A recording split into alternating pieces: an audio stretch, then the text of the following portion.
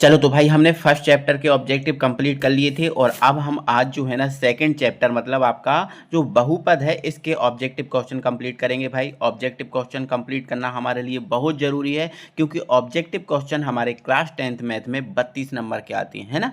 तो आज की वीडियो ऑब्जेक्टिव पर है, मोस्ट इंपॉर्टेंट ऑब्जेक्टिव पर है और वो ऑब्जेक्टिव जो आपके बार बार प्रश्न जो परीक्षा में पूछे जाते हैं, बार बार आपके एग्जाम में आते हैं, 100% आपके लिए उपयोगी हैं, ठीक है ना। चलो बातें अब नहीं करना है, जल्दी से वीडियो को स्टार्ट करना है और इनको देखना है, अच्छे से समझना है। देखो आप सबसे पहले भाई हम यहाँ पर इसके वस्तुनिष्ठ प्रश्न मतलब सही विकल्प ऐसा कहें कि हम देखेंगे, है ना। तो पहला हमारा सही विकल्प है बेटा, ध्यान से समझते जाओ, देखते जाओ और अपने मन से पहले आंसर कर दो। मैं बाद में करूँ, आप पहले आंसर कर दो। देखो क्या बोला है, एक घात वाले बहुपद को क्या कहते हैं। अब जो एक घात वाला बहुपद है आप सबको पता है, उसको रैखिक बहुपद कहते हैं, है ना।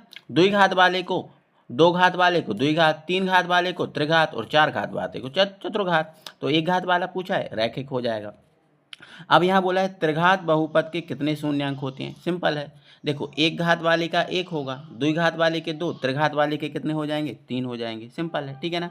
चलो अगला है जो बहुपद है x² - 3 के जो x² - 3 के शून्यांक क्या होंगे। तो भाई अगर हम यहाँ से, है ना, अगर हम यहाँ से x² - 3 = 0 माने, ठीक है ना, तो ये x² 3 को इस तरफ ले जाएं तो ये प्लस का 3 हो जाएगा, है ना। और यहाँ से अगर हम x का मान निकालें तो ये स्क्वायर इसको काय में बदल देगा, रूट में बदल देगा, यहाँ से स्क्वायर हट जाएगा और रूट से जब बाहर आएगा तो ये आपका +-3 होगा, +-√3 होगा, है ना, +-√3 होगा। तो सही आंसर इसका बेटा क्या हो जाएगा, +-√3 होगा, ठीक है ना। क्लियर है बात। तो इसका सही आंसर होगा +-√3, है ना। तो ये बात आपको ध्यान रखना है ना कि ये प्लस माइनस में देता है, जब भी स्क्वायर लगता है ये स्क्वायर जो है ना रूट में बदलता है ना, और जब भी कोई रूट से बाहर आता है तो वो प्लस माइनस में आता है। ये बात आपको ध्यान रखना है, ठीक है ना।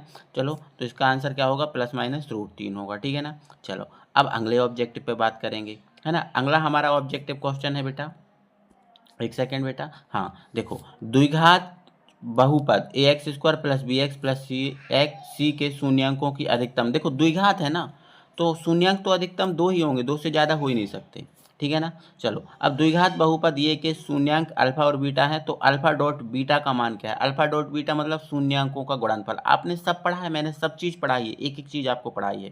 तो यहाँ गुणनफल पूछा है, तो गुणनफल तो क्या होता है भाई, c/a होता है, तो ये c/a रहा।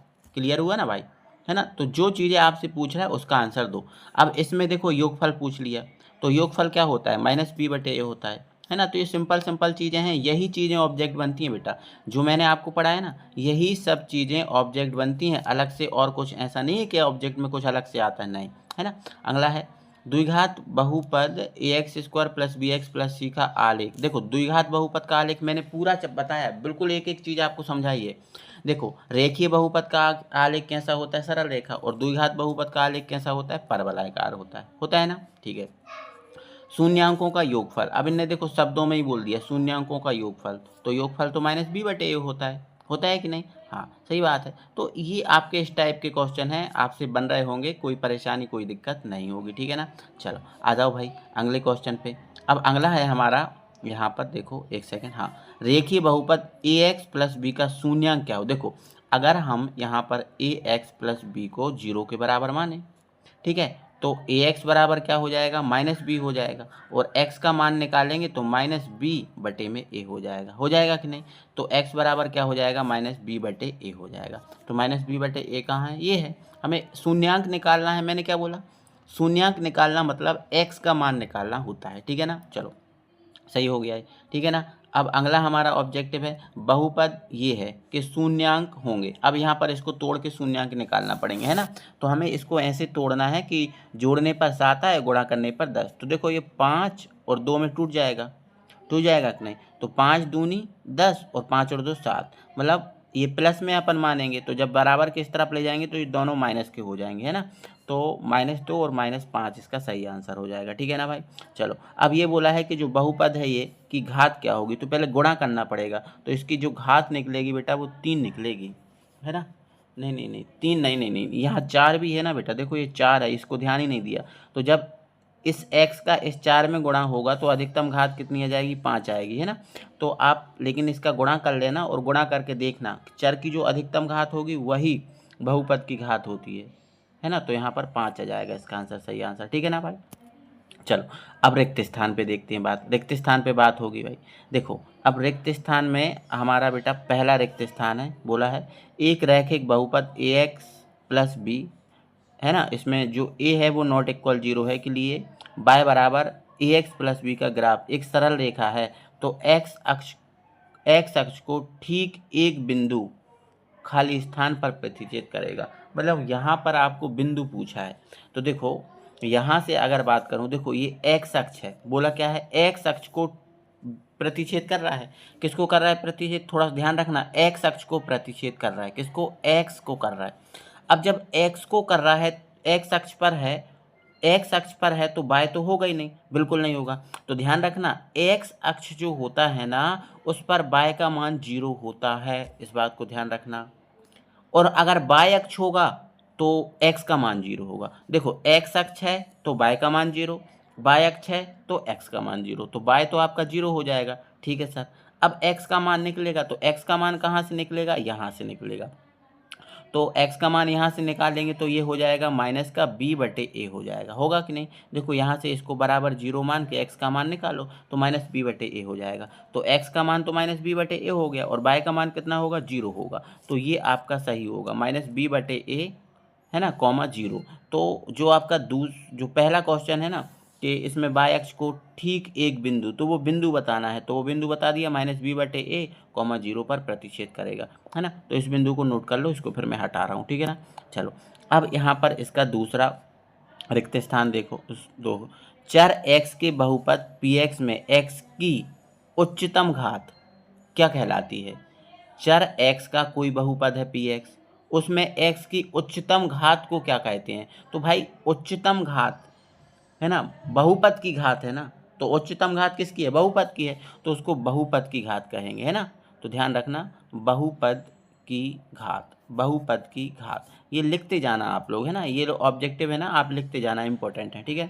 तीसरा, एक बहुपद जिसके शून्यांक -3 और 4 हैं खाली स्थान होगा, है ना। मतलब आपसे ये बोला है कि एक बहुपद जिसके शून्यांक ये हैं, है ना, तो हैं तो खाली स्थान होगा, तो वो बहुपद क्या होगा। तो उसके लिए बहुपद को बनाना है तो देखो एक शून्यांक -3 है तो ये इस तरफ आके +3 बन जाएगा, तो ये x + 3, है ना, और ये प्लस का 4 है तो ये माइनस हो जाएगा, तो ये x - 4, ये आपका बहुपद होगा। मतलब इसके आप गुणा कर दोगे ना, इसका गुणा कर दोगे तो जो भी प्राप्त होगा वो आपका बहुपद होगा, समझ रहे हो आप। तो ध्यान रखना यहाँ प्लस यहाँ माइनस है तो प्लस कर देना और प्लस है तो माइनस कर देना, इस टाइप से लिख के उनका गुणा कर देना, ठीक है। चलो वह बहुपद जिसमें एक पद होता है उसे रेखीय बहुपद कहते हैं, सबको पता है। या फिर नो नो नो, पद बोला है बेटा, घात नहीं बोला। तो वह बहुपद जिसमें एक पद होता है उसे एक पदी बहुपद कहते हैं। दो पद होगा द्विपदी, तीन पद होगा त्रिपदी, समझ रहे हो आप। तो एक पद है तो एक पदी होगा, ठीक है। द्विघात बहुपद का ग्राफ का आकार कैसा होता है, परवलयाकार होता है, आपको पता है ना, मैंने बताया था द्विघात बहुपद के ग्राफ का आकार परवलयाकार होता है, ठीक है। अब द्विघातीय बहुपदों में अधिकतम 2 शून्यांक होते हैं, 2 ही होते हैं ना, ठीक है। रैखिक बहुपद के अधिकतम 1 शून्यांक होता है, सबको पता है। चर के बेमान जिनको बहुपद में रखने पर बहुपद का मान 0 हो जाता है खाली स्थान कहलाता है। अब बताओ भाई, क्वेश्चन नंबर हमारा 8वां है। चर के बेमान जिनको बहुपद में रखने पर बहुपद का मान 0 हो जाता है उन्हें अपन शून्यांक कहते हैं बेटा, क्या कहते हैं, शून्यांक कहते हैं, ये बात याद रखना, ठीक है ना। चलो 8वां देखो, ax² bx + c खाली स्थान बहुपद का उदाहरण कौन सा है, द्विघात बहुपद है ना, हाँ द्विघात बहुपद है, घात 2 है तो द्विघात बहुपद। एक बहुपद जिसमें घात 3 है वो त्रिघाती बहुपद होगा, बस 2 घात है द्विघाती, 3 है त्रिघाती, ठीक है ना। चलो 11वां देखो, दो बहुपदों का गुणनफल एक बहुपद ही प्राप्त होता है ना, चाहे गुणनफल करो चाहे योग करो, है ना, चाहे माइनस करो, बहुपद ही प्राप्त होता है ना। दो बहुपदों का गुणनफल एक बहुपद प्राप्त होता है। क्या प्राप्त होता है? एक बहुपद। तो यहाँ बहुपद आएगा, है ना। तो एक एक चीज़ को ध्यान से सुनना है और इनको अच्छे से कंप्लीट करना है बेटा, ऐसे नहीं करना आपको, ठीक है ना बेटा। चलो अब आगे बढ़ते हैं और हमारे ये रिक्त स्थान हो गए। अब यहाँ पर आप सही जोड़ियों को देखो बेटा, है ना। चलो अब यहाँ सही जोड़ियाँ मिलाना। द्विघातीय बहुपद में चर की अधिकतम घातांक कितनी होती है? 2 होती है, ये पहला हो गया। 3 घात वाला बहुपद त्रिघात बहुपद कहलाता है, ये दूसरा हो गया। X square minus 3x minus 4 के शून्यांक जो है ना वो आपके 2 ही होंगे, और वो 2 कौन कौन से होंगे? -1 और 4 होंगे, ठीक है ना। चलो ये तीसरा हो गया। घात 2 के बहुपद का ग्राफ कैसा होता है? परवलयाकार, ये चौथा हो गया, है ना। अब यहाँ पर इसका बोला है योग बोला है, देखो ये योग बोला है तो ये आपका 5वां हो जाएगा, ठीक है ना। तो ये आपके सही जोड़ियाँ हो जाएंगी। क्लियर हुआ बेटा? तो ऐसे आपको समझते जाना है और अच्छे से करते जाना है। और बेटा चीज़ें वही हैं जो आपने पढ़ के रखी हैं, कोई अलग चीज़ें यहाँ पर नहीं आएंगी और ना ही आपको बताएंगे, क्योंकि आपके सिलेबस में है जो वही पढ़ा रहे हैं और एकदम एनसीईआरटी पढ़ा रहे हैं, ठीक है। चलो आ जाओ सत्य पे। रैखिक बहुपद ax प्लस बी का शून्यांक ये है क्या? बिल्कुल है ना। तो ये आपका सत्य हो जाएगा बेटा, है ना, एकदम सत्य है, कोई दिक्कत परेशानी नहीं होगी। चलो अगला है, दो बहुपदों का योग या अंतर एक बहुपद होता है। देखो आपको मैंने अभी बताया, गुणनफल बहुपद होगा, योग होगा, अंतर, है ना, योग बहुपद होगा, अंतर भी बहुपद होगा, सब बहुपद होंगे, ठीक है। तो ये सही है, ठीक है, सत्य है। एक द्विघात बहुपद में अधिकतम 3 शून्यांक होते हैं, बिल्कुल गलत है, क्योंकि द्विघात बहुपद में 2 होते हैं और ये 3 का बोल रहा है, तो ये गलत है, ठीक है ना। चलो घात 3 के किसी बहुपद के अधिक से अधिक 2 शून्यांक होते हैं, नहीं, घात 3 है तो 3 होंगे ना, तो ये भी गलत हो गया। द्विघात बहुपद के शून्यांकों का जो गुणनफल है वो c/a होता है, हाँ ये सत्य है, ये बात सत्य है ना। चलो आप देख लिए अच्छे से ध्यान से, है ना। अब आगे बढ़ते हैं और आगे देखते हैं, ठीक है ना। चलो आ जाओ भाई, है ना। और ये हमारा अगला है और इसने बोला है शून्य बहुपद की घात अपरिभाषित है। बिल्कुल सत्य बात है, अगर कोई बहुपद शून्य है तो उसकी घात जो है ना अपरिभाषित है, उसकी कोई घात ही नहीं होती, उसकी अनंत घात होती है। अनंत मतलब अपरिभाषित, ध्यान रखना। शून्य बहुपद, और शून्य बहुपद किसे कहते हैं? जो जीरो है इसको ही हम शून्य बहुपद कहते हैं, है ना। कि जीरो के साथ अब x लिख दो, x की कितनी भी घात लगा दो, कोई फर्क नहीं पड़ता, ठीक है। चलो n घात वाले बहुपद के अधिकतम n शून्यांक होते हैं, हाँ देखो n घात वाले बहुपद के अधिकतम n शून्यांक होते हैं, बिल्कुल सत्य है ना। तो ये दोनों सत्य है ना, ये भी सत्य है और ये भी सत्य। n घात वाले बहुपद के अधिकतम शून्यांक n ही होंगे, ठीक है ना। जितनी घात उतने शून्यांक, एक घात एक शून्यांक, दो घात दो शून्यांक, 100 घात 100 शून्यांक, ठीक है ना। चल आ जाओ बेटा, है ना, आगे बढ़ते हैं। अब थोड़ा सा एक शब्द में आंसर देखेंगे बेटा, और इनको भी आप एक सेकंड देख लो अच्छे से, है ना। एक शब्द में आंसर देखो, त्रिपदी समीकरण किसे कहते हैं? वह बहुपद जिसमें 3 पद होते हैं उसे त्रिपदी कहते हैं, है ना। अब जैसे मैं बताऊं आपको, है ना, जैसे ये देख लो आप, इसका जो दूसरा क्वेश्चन है त्रिपदी है। देखो 3 पद हैं, 1 2 3, एक पद के बाद जब दूसरा पद लिखते हैं ना तो बेटा प्लस लगाते हैं। देखो ये प्रीवियस और क्वेश्चन है, आ चुके हैं बेटा पिछली साल, है ना। ओके, द्विघात बहुपद के शून्यांकों का गुणनफल का सूत्र लिख दो। तो भाई लिख दो गुणनफल का, तो c/a होता है, लिख दिया, है ना। ये आंसर भी है c/a, है ना। चलो रैखिक बहुपद के अधिकतम शून्यांक होते हैं, तो रैखिक बहुपद के अधिकतम शून्यांक 1 होता है, ये आंसर भी है। द्विघात बहुपद के अधिकतम शून्यांक कितने होते हैं? 2 होते हैं, ये सबको पता है। बहुपद के शून्यांक की परिभाषा लिखो। देखो भाई यहाँ पर बहुपद के शून्यांक की परिभाषा लिखी है, क्या लिखी है बेटा? देखो क्या लिखी है, जो संख्या किसी दिए गए पद में जुड़ने या घटने पर दिए गए बहुपद का मान शून्य कर दे उसे क्या कहते हैं? बहुपद का शून्यांक कहते हैं। रैखिक बहुपद की घात क्या होती है? 1 होती है, सबको पता है ना। तो ये चीज़ें हैं बेटा, तो ये इस टाइप के ऑब्जेक्ट है ना हमारे बनते हैं, किसमें? हमारे इस टाइप के ऑब्जेक्ट बनते हैं सेकंड नंबर चैप्टर में, चैप्टर नंबर 2 में, जो मैंने कवर करा दिए। तो चैप्टर नंबर 1 और चैप्टर नंबर 2 के ऑब्जेक्ट हो गए कवर। अब चैप्टर नंबर हम 3 के करेंगे और फिर आगे हम चैप्टर नंबर 4 को स्टार्ट करेंगे, क्योंकि हमने 3 चैप्टर फुल कर लिए हैं, उनके ऑब्जेक्टिव नहीं किए थे, तो आज हमने ऑब्जेक्टिव भी कर लिए। चलो बेटा मिलते हैं अगली वीडियो में। बेटा लाइक शेयर और चैनल को सब्सक्राइब करना बिल्कुल ना भूलना। मिलते हैं, बाय बाय।